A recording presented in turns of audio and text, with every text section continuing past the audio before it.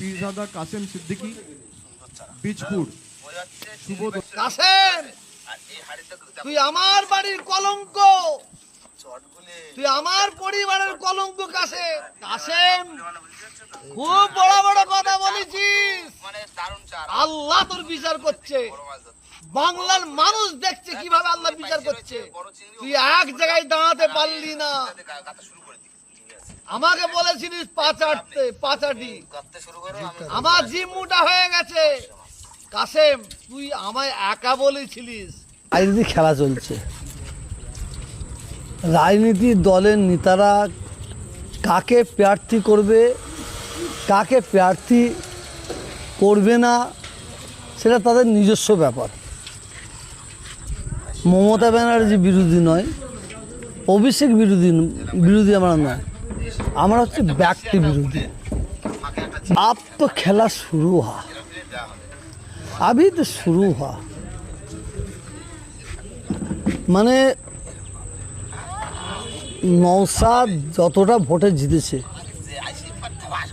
আমি ভাঙড় মানুষের কাছে, ভাঙড়ের মা বোনেদের কাছে আমি জেনে বলছি, শওকত ওই জালেমটাকে দাঁড় করার জন্য নওশাদ আরও ব্যাপক ভোটে জিতবে বলে মনে করি, আরও ভোটে জিতবে। আর শওকতকে তৃণমূলের যারা উচ্চপদের লিডার আছে তারা মোটেই পছন্দ করেনি। ওরাও চাইছে এর জন্য এই বালাটা আমাদের দল থেকে চলে যাক, ওকে হারাবার জন্যই দিয়েছে। আর ওকে হারিয়ে গাঁটলি গুছিয়ে ভাঙড়ের মানুষ বাড়ি পাঠাবে। শুধু ভোটটা যেন হয়, এক মিনিট, ভোটটা যেন হয়, ভোটটা যেন হয়। ভোট যদি করতে দেয় ভাঙড় ক্যানিং সাফ হয়ে যাবে বলে আমি মনে করি। মমতা বন্দ্যোপাধ্যায়ের কুনজর কি শওকত মোল্লার পড়েছে? মমতা ব্যানার্জির কুনজর কি শওকত মোল্লার উপরে পড়েছে? তিনি ক্যানিং পূর্ব জনপ্রিয় বিধায়ক, সেই জায়গা থেকে দুয়ারে। মমতা ব্যানার্জির কুনজর পড়েছে কি অভিষেকের কুনজর পড়েছে এটা আমার দেখার দরকার নেই। ভাঙড় ক্যানিংয়ের মানুষের কুনজর পড়েছে, ভাঙড় ক্যানিংয়ের মানুষের কুনজর পড়েছে। ক্যানিংয়ের মানুষ, আপনি খবর নেন, আমার মনে হয় তারা শুকরিয়া নামাজ পড়ছে।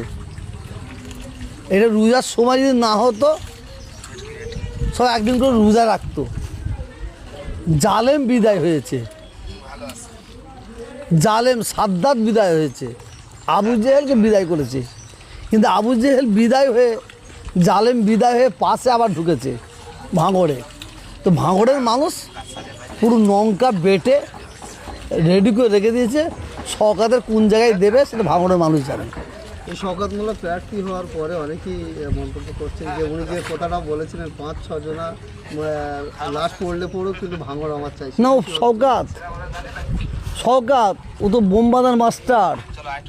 মমতা ব্যানার্জি বলেছে শওকত ভাঙড়ে যখন গেছে, আপনি লিখে রেখে দেন শওকতের দ্বারাই ওখানে অনেক মায়ের কোল খালি হতে পারে।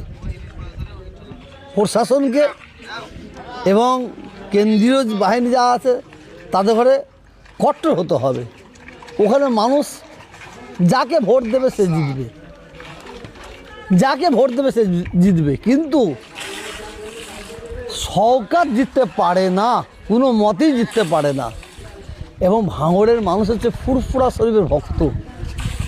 ভাঙড়ের মানুষ মুজাদ্দেদ জামান দাদা হুজুরকে ভক্ত, 5 হুজুরকে ভক্ত। ভাঙড়ের মানুষ একটা বদলা নেবার বড় সুযোগ পেয়েছে। কে কি অত্যাচার করেছে দেখবে না। শওকত মোল্লা দাদা হুজুর পীরকে রহমাতুল্লাহ সম্পর্কে ছোট বড় কথা বলেছে, 5 হুজুর পীরকে রহমাতুল্লাহ সম্পর্কে ছোট বড় কথা বলেছে, ছোট হুজুর পীরকে রহমাতুল্লাহ সম্পর্কে ছোট বড় কথা বলেছে, আমাদের সম্পর্কে ছোট বড় কথা বলেছে। এ বদলা ভাঙড়ের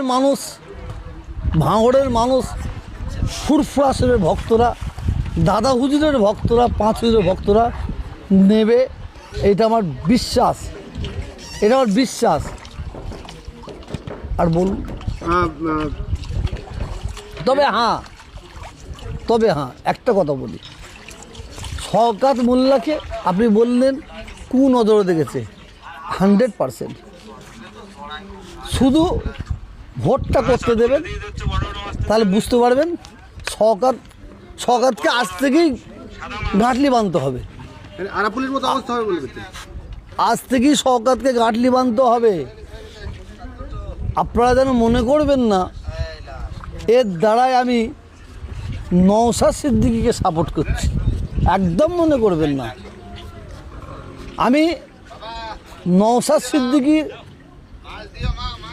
ওর প্রতি আমার ক্ষোভ, আমার দাদা হুজুরের কোনো আওলাদ পলিটিক্যাল দলে নাম লিখায়নি, ও লিখিয়েছে, তার জন্য আমার ক্ষোভ।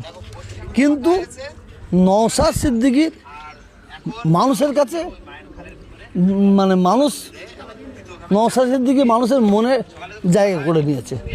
ভাঙড়ের তো মানুষের মানে অন্তরে মনে জায়গা করে নিয়েছি, ক্যানিকের মানুষের মনে জায়গা করে নিয়েছে, এবং সারা বাংলার হিন্দু মুসলিম সবার মনের জায়গা করে নিয়েছে।